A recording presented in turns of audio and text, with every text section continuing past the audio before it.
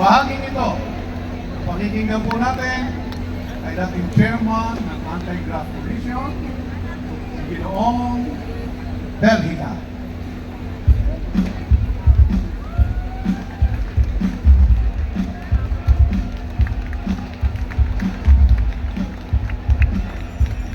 Magandang hapon po sa inyong lahat. Unang-una po, taus-puso pong pasasalamat sa ating minamahal na Ka-Eduardo Manalo sa pamumuna ng laban at paninindigan ng Pilipino at Iglesia ni Cristo laban sa katiwalian. Maraming salamat po. Salamat din po ka Ernst Scudera sa ating mga kapatiran at higit sa lahat, maraming salamat sa inyo mga kapatid sa inyong paninindigan ng 30 araw dahil sa pag-ibig sa bayan. Maraming salamat po. Mga kapatid, mga kababayan, magandang hapon po sa inyong lahat. Nandito po tayo ngayon sa makasaysayang liwasang Bonifacio. Pinalayas man tayo kagabi sa EDSA at binawi man ang ating permit. Subalit hindi nila mapapatahimik ang boses ng katotohanan. Nandito tayo sa duyan ng tapang ni Gat Andres Bonifacio dahil ang ipinaglalaban natin ngayon ay ang mismong kalayaan at katarungan sa ating bansa. At nagpapasalamat tayo sa lokal na pamahalaan ng Maynila, Mayor Isko Moreno, dahil kinilala nila na ito ay isang freedom park. Hindi natin kailangan ng pahintulot ng kahit nino man para isigaw ang inhustisya. Ang tunay na anomalya ngayon ay hindi ang 75 milyon pisong donasyon kay Senador Rodante Marcoleta. Ang tunay na anomalya ay ang pagkakabali-baliko at pinipilipit na pag-akma ng batas sa ilalim ng rehimeng ito.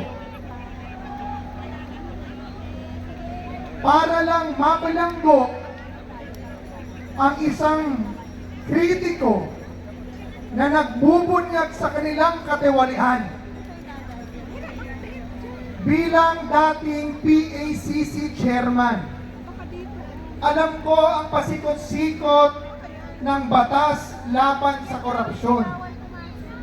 Kaya pag nakikita ko ang pangdidikit na ito, hindi po pwede akong manahimik. Alam po ba ninyo na ang unang opisinang binuwag, Executive Order Number 1 ng Pangulong Marcos, ay ang opisinang hinawakan kong ang tawag Presidential Anti-Corruption Commission. Ito ay nagpapahiwatig ng laganap na korupsyon na nakikita natin ngayon.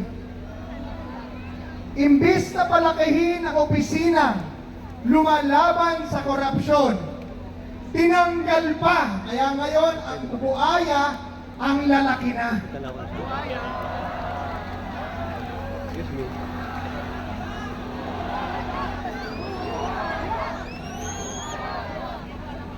Dalawang araw na po akong nakikinig at nakikibahagi sa ating pagtitipon. Pero nais ko pong ikwento ng bahagya sa inyo ang isang issue na hindi pa masyadong napag-uusapan. Suriin po natin ang batas ng tama at walang pagkiling. Sinasabi po ng ombudsman ang plunder daw po ay hindi lamang para sa ninakaw sa gobyerno. Sakop din daw nito ang pribadong pera basta nakuha sa iligal na paraan. Sige, tanggapin natin ang jurisprudence na yan. Sorry po. Pero, ito po ang aking tanong sa ombudsman. Nasaan ang illegal na paraan or illegal means sa kaso na isasampa nyo kay Senador Marcoleta? Para maging plunder ang pribadong pera, kailangan patunayan ng Estado na ang perang yan ay nakuha sa pamamagitan ng krimen, gaya ng pangingikil, suhol, pagbebenta ng impluwensya, kapalit ang kontrata. Pero ano ang katotohanan kay Senador Marcoleta?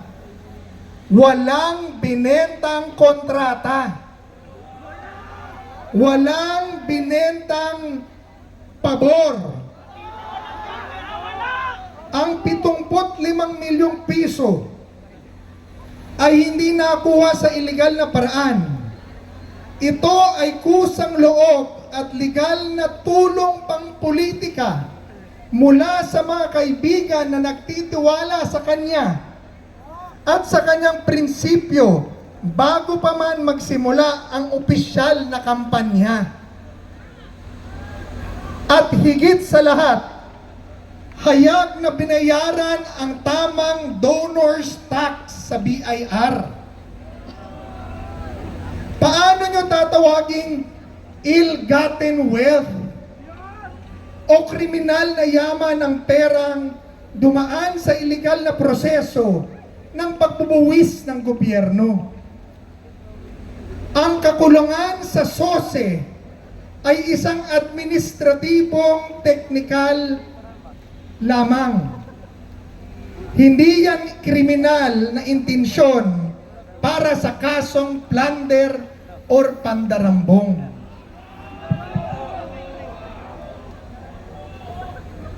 Kung pag-uusapan natin ang donasyon sa kampanya at ang pagtanggap ng milyong-milyon mula sa pribadong tao, bakit si Senador Marcoleta lang ang nakikita ninyo? Silipin din natin ang Malacanang noong 2022.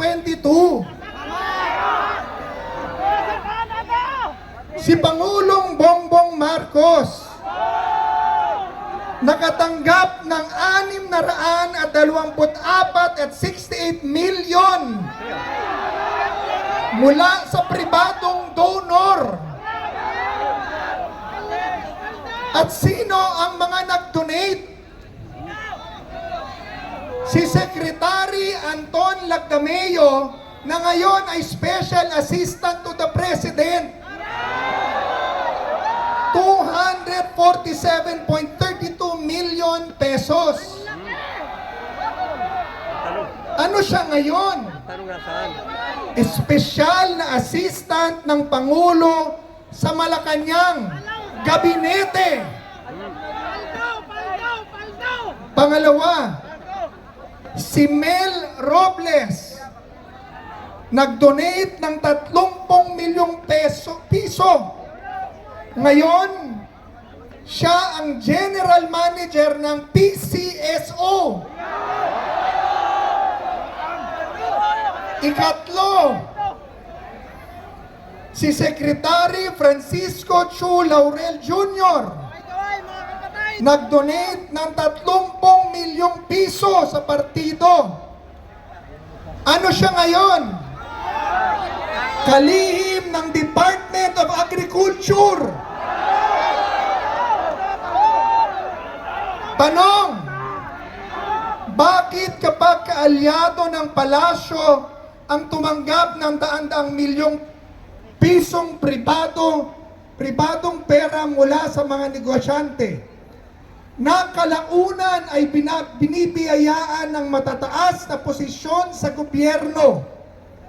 Tinatawag ninyong legal at hayag at malinis na donasyon.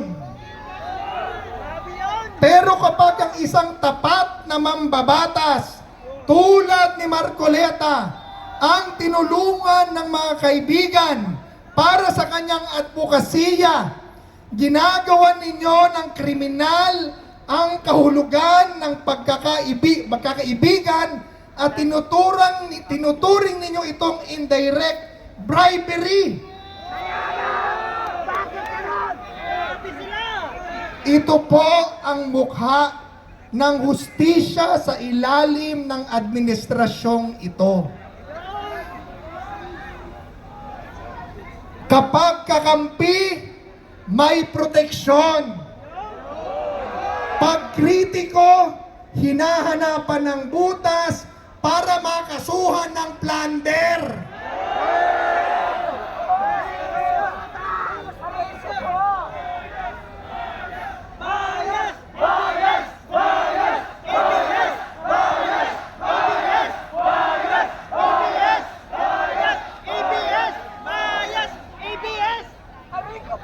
Huwag po ninyo kaming lokohing mga Pilipino. Kung seryoso ang gobyernong ito sa pag-usig sa mga nakakuha ng yaman sa pamamagitan ng illegal means, bakit hindi nyo arestuhin ang mga sangkot sa flood control?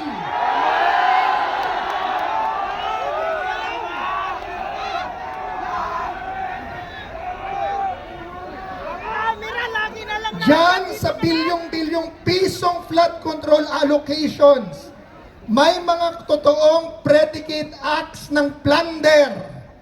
May mga testigo na, Sandali po, may may mga kasunod pa po to, may affidavit kasunod pa, ha? na mula sa mga kontratista.